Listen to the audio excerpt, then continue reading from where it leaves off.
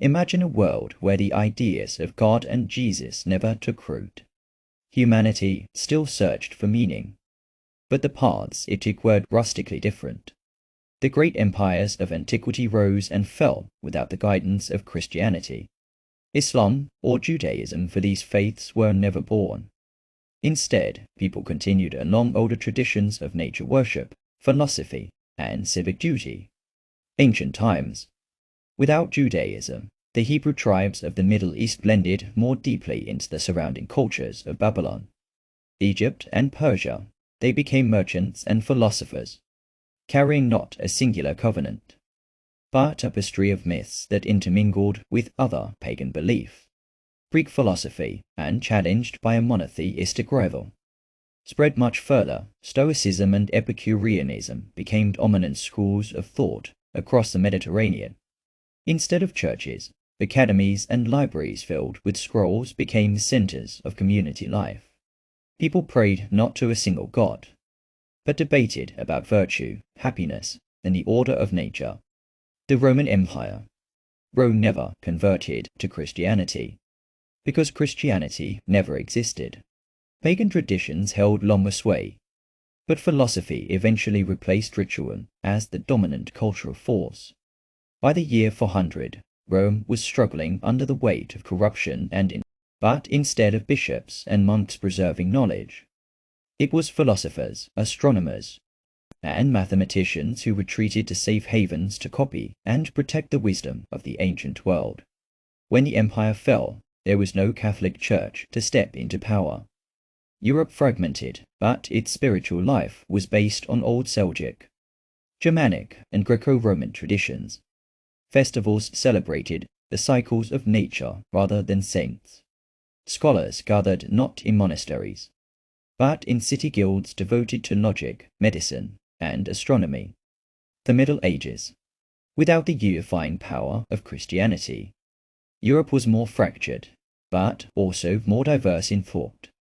Wars still raged, people always find reasons to fight, but crusades to the Holy Land never occurred, because there was no Holy Land tied to a biblical promise. Instead, Europe clashed with the Islamic world on the borders of trade and philosophy. But even Islam was different without the Jewish and Christian scriptures. Muhammad never rose as a prophet, and Arabia developed along different cultural lines, perhaps continuing with a mixture of tribal polytheism and imported philosophies from Persia and India.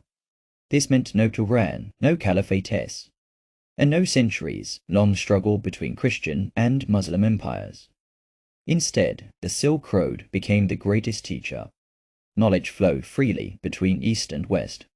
By the year 1000, Chinese inventions like gunpowder, paper, and the compass had already spread into Europe. Without religious authorities to suppress inquiry, European thinkers embraced them quickly, leading to an earlier scientific revolution. The Renaissance. In our timeline, the Renaissance came after centuries of church dominance. In this alternate world, it came earlier and stronger. By 1200, scholars were already experimenting with steam power and mechanical devices.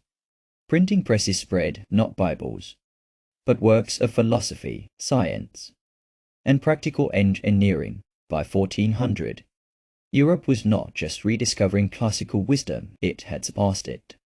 Exploration of the New World still occurred, but it was less about spreading faith and more about expanding trade and knowledge. Colonization still had brutality, as greed and power are constants in human history, but there was no missionary zeal driving conversions. Native cultures were studied, documented, and, in some cases, respected at the modern era. Without the wars of religion, no crusades. No 30 Years' War, no Protestant versus Catholic conflict. Europe's wars were driven purely by politics and resources. This didn't eliminate violence, but it changed its nature. Fewer wars of ideology, more wars of territory. The Enlightenment was not a rebellion against church dogma, it was simply the continuation of philosophical tradition stretching back to Greece. By the 1800s, instead of Christianity splintering into hundreds of denominations, Human spirituality was guided by schools of thought centered on ethics, natural philosophy, and cosmic wonder. Temples were replaced by observatories, prayers by meditations on the stars. The 20th century saw its own struggles not against faith, but against nationalism, greed, and technological destruction. Atomic bombs still fell, and wars were still fought, but no one claimed divine blessing for their side. The Cold War was less about ideology versus faith, and more about competing visions of governance and resource control. The present.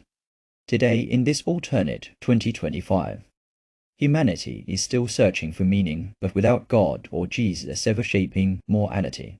Spirituality is often found in philosophy, in reverence for the cosmos, and in respect for the intercadence of life. Science is celebrated almost as a sacred path, with physicists and biologists as the sages of the modern age. People still gather in communities, but not in churches. They meet in forums, academies, and virtual networks to discuss the mysteries of existence. Instead of a Sunday Mass, there are weekly assemblies where people reflect on ethics, share discoveries, and meditate on the beauty of nature and the universe. There are still wars, still greed, still cruelty, for human nature is not erased by the absence of God. But there is also more room for questioning, for doubting, for imagining new futures. And perhaps, in this godless world, people take fuller responsibility for their choices, because they know no higher being will fix the consequences.